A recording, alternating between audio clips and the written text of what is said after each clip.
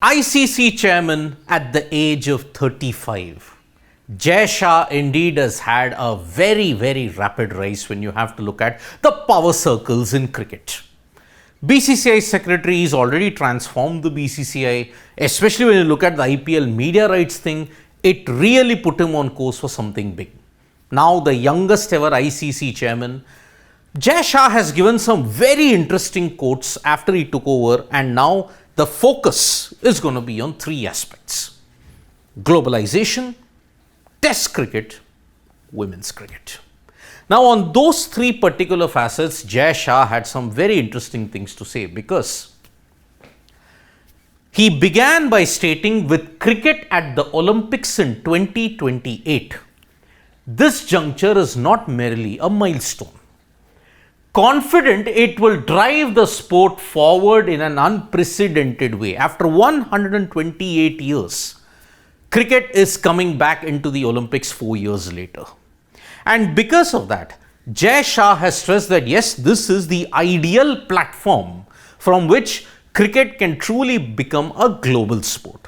Now the challenges are fine. T20 has become global. Over 100 plus nations play that sport. But as far as ODI is concerned, as far as test cricket is concerned, it still remains a very elite niche sport. And that is the criticism that cricket has often been subjected to.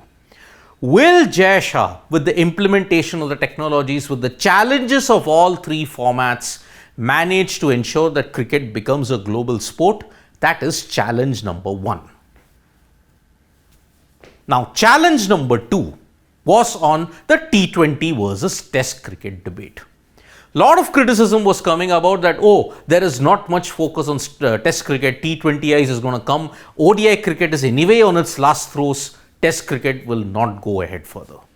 But Shah was very committed. The majority of the statement that he devoted to was on test cricket.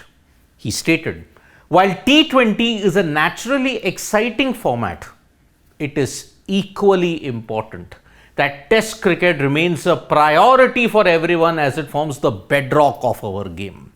So this one thing is clear, and this can't be held against Shah, because if you look at India, it values test cricket even more. Just ask the likes of Virat Kohli, just ask Rohit Sharma.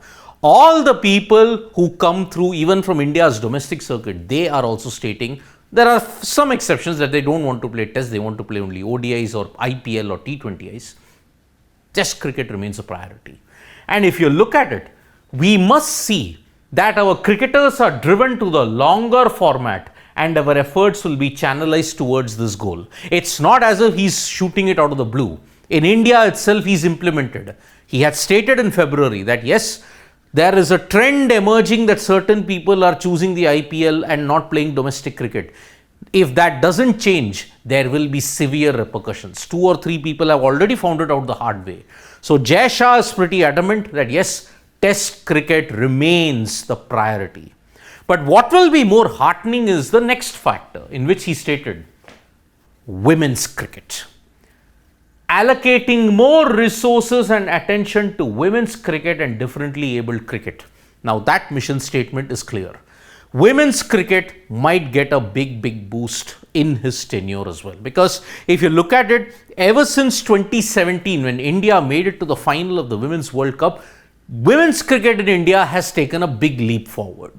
You're seeing many players play in the CPL, in the BBL, where they will naturally enhance their skills as well.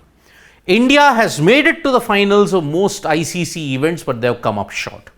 The challenge now is to lower the gap between Australia and India and the rest of the nations. Indian cricket, if you look at it, yes, series were held, but certain series were held after a very long time indeed. So together we can empower essential facets of the sport. If women's cricket gets a big boost in India, then it will benefit all the other facets of cricket that is there. So lot of very interesting statements on test cricket, globalization and women's cricket. One hopes now that in his tenure, he manages to ensure that he transforms the ICC into something much more bigger. Yes, there will be challenges of the big three: resource allocation, funding allocation, revenue generation, all of that. Let's see in his tenure how that either increases or decreases for the minnows, for the established nations indeed. Thank you so much folks for joining us for this video. Subscribe to Sports Today for all the latest news and analysis.